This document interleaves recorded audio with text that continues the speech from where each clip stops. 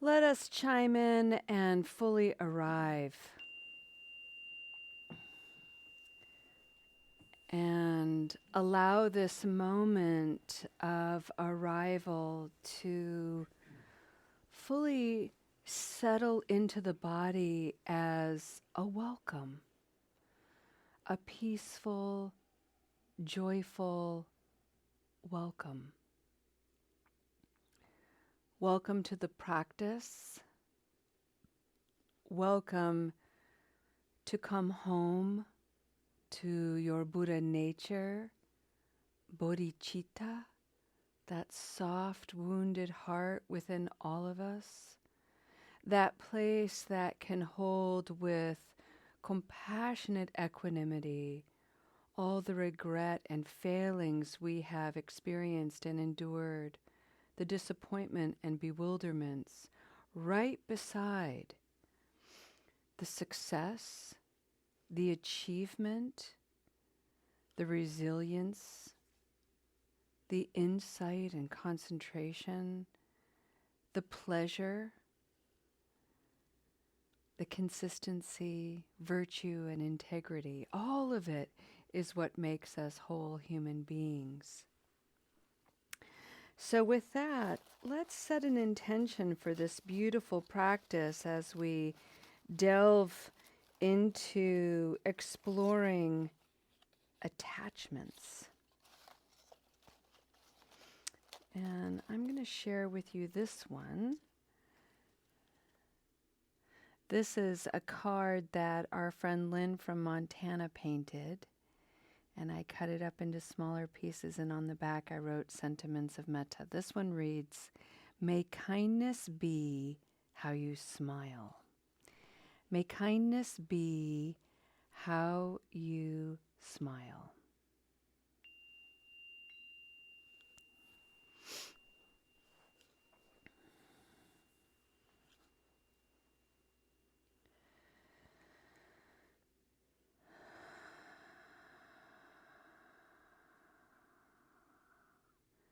For the month of November, we are exploring attachments.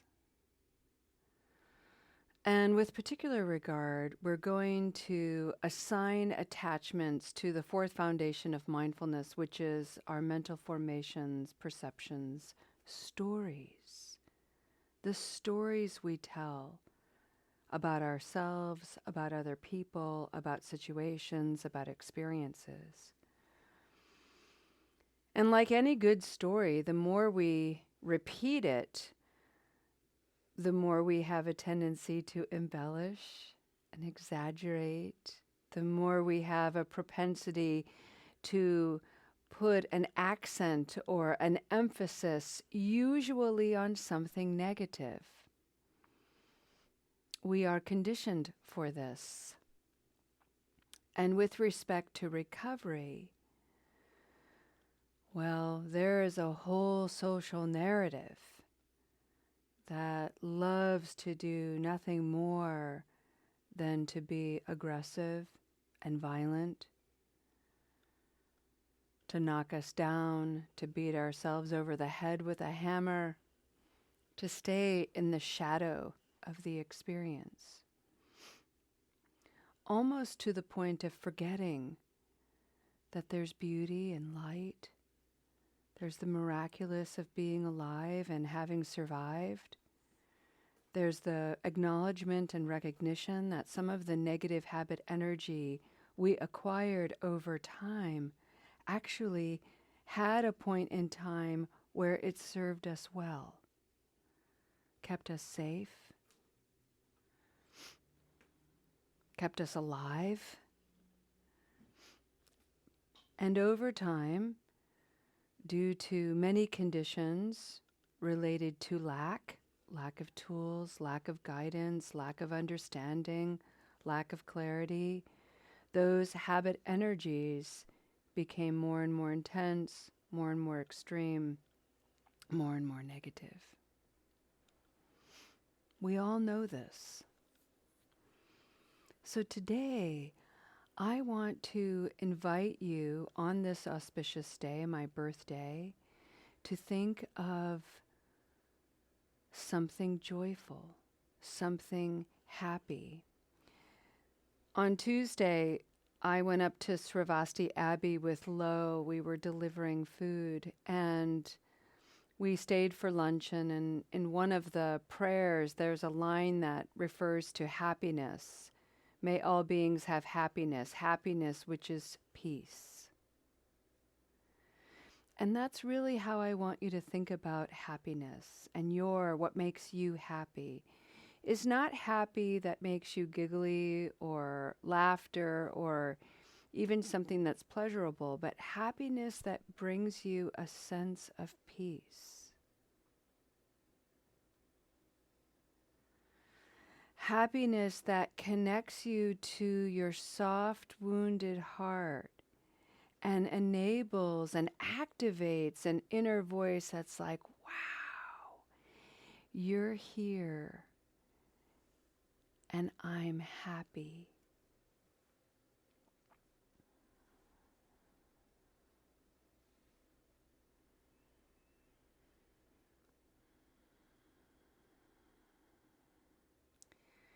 Today, 58 years ago,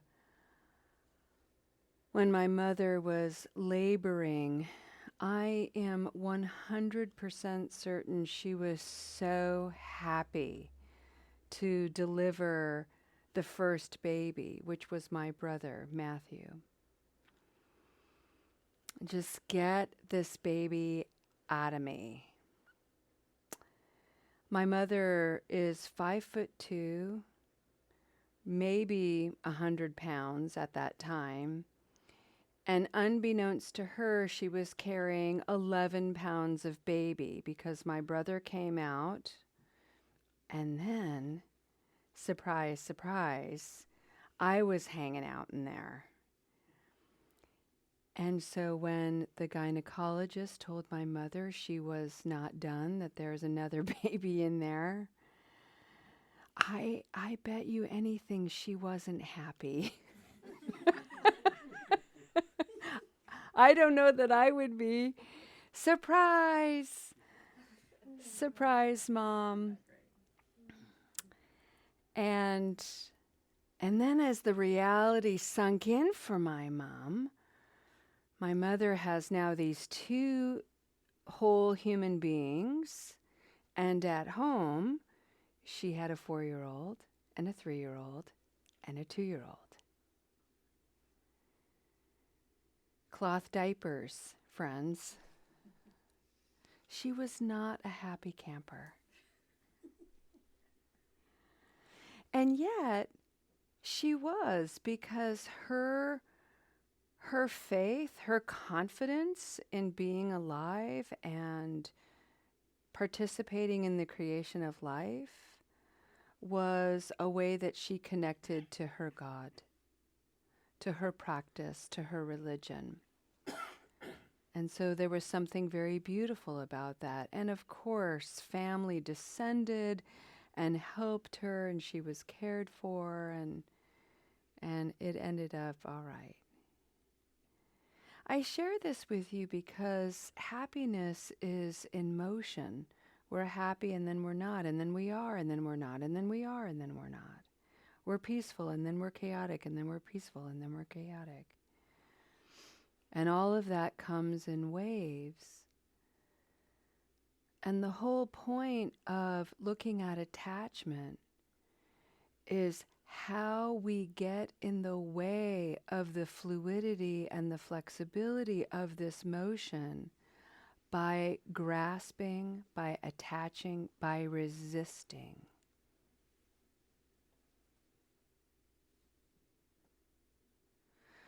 So to examine attachment is to simply look at our resistance, our clinging.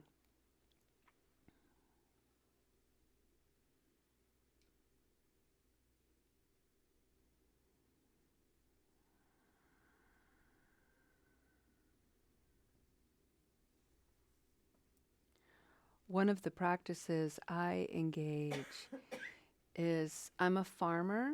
I am very fortunate that I get to take care of and steward acreage. And this time of year and in the spring, I sow seeds. And I like to sow seeds on a windy day, particularly if I'm sowing pasture seed. And so I'll take a handful of seeds and I hold them usually in my right hand because my left hand's holding a bag. And I grip these seeds really tightly, and that's attachment. That's how attachment feels, grasping tight. And then when I open my hand ever so gently and I allow it to partner and sister with the winds, and the wind takes these seeds, and the wind takes them wherever it's going to take them. In fact, the wind has no attachment to my seeds whatsoever. The wind is completely whimsical, and the seeds land where they will.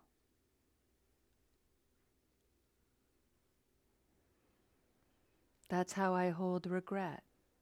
That's how I hold disappointment. That's how I hold anger. That's how I hold joy and peace. Is I hold it, I cling to it, I tighten around it, and then I release. And I let the forces of life do what they will. And 9 times out of 10 I smile because the forces of life are a marvel.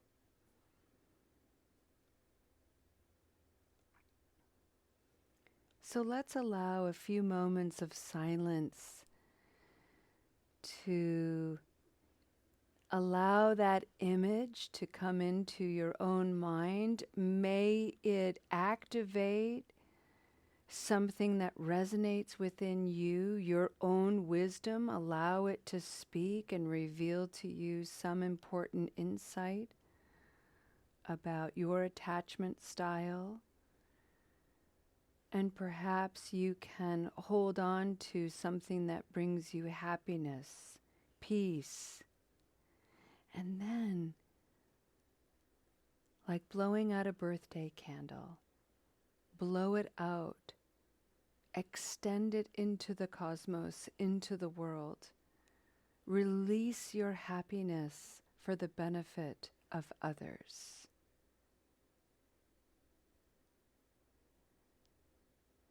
May this be a birthday wish for you.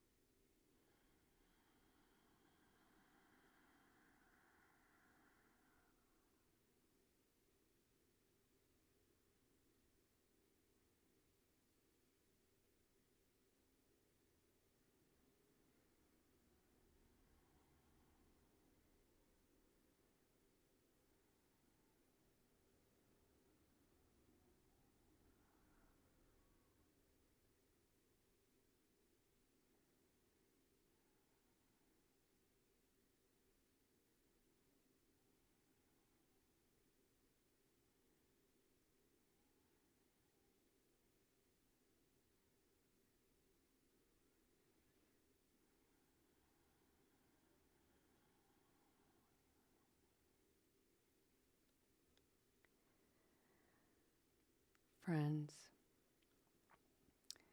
there is a fiction about birthdays where you're not supposed to make your wish out loud or it won't come true, which is complete and utter nonsense. That is the imagination of Walt Disney and his shut-in Cinderella. So birthday wishes need to be made out loud. And when you really think about it, usually when we're having a birthday celebration, we're surrounded by people who love us, want to support us, want to see good things happening. So it makes sense that we share with our loved ones what our wishes are. So my wish today for my birthday is that we all have just a nugget of courage to birth something new every day. Something small, something big, it doesn't matter. Something beautiful, something new. Have the courage to birth something new. And may it bring wonder to your life, to my life. May it bring healing and joy. And may that act as a transformative catalyst to bring joy and healing and peace to others. We all need it. The planet needs it. That's my birthday wish. Thank you, friends.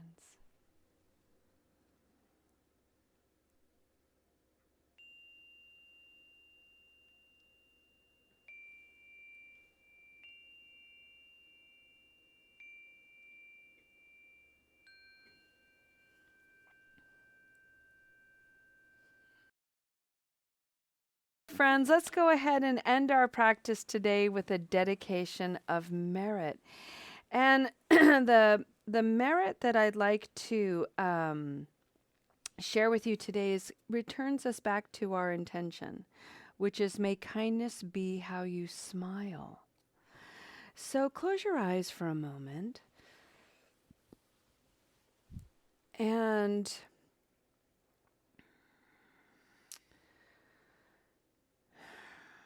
take in the words dedication, take in the words merit,